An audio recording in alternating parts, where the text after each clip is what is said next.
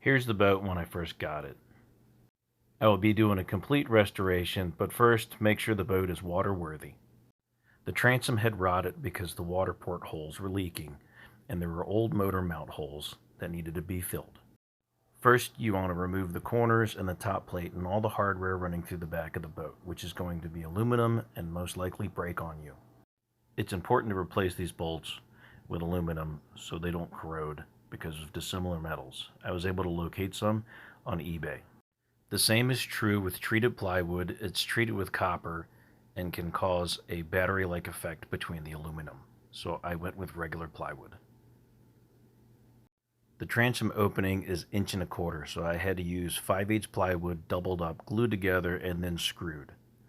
Pay close attention to where you put these screws to make sure that they don't interfere with drilling new holes for the new hardware and ports. I coated the plywood with a waterproofing product called Hydroband I had left over from a bathroom remodel. I had to make some adjustments with a sander to make sure that the aluminum rail fits snugly inside the frame, while the cap sits on the outside, pinching the two sides together. I then used a drill jig to drill the holes through the transom, starting it with a small pilot bit and then going larger,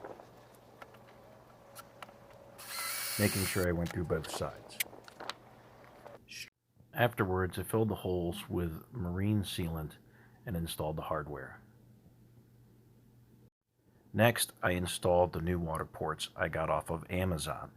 These are the reason this transom had rotted out, as those plastic pieces had cracked. Pay attention to how you install these because they are directional and you want the little stubs pointing out from the boat so they will drain.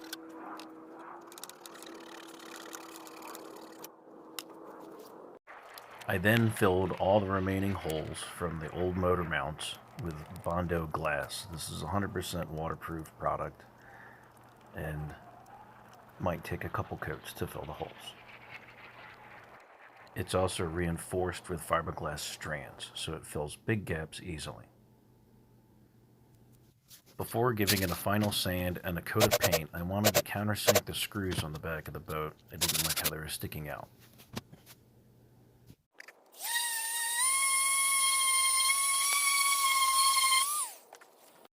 Before final finish, I installed the spill tray in the back, making sure to caulk the seam at the bottom so any water won't leak through it anymore.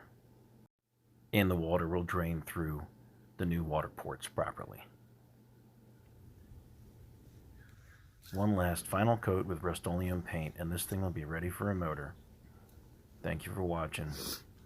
Please like and subscribe for future updates on boat restoration, upcoming new carpet, outboard motor, wiring, and center console.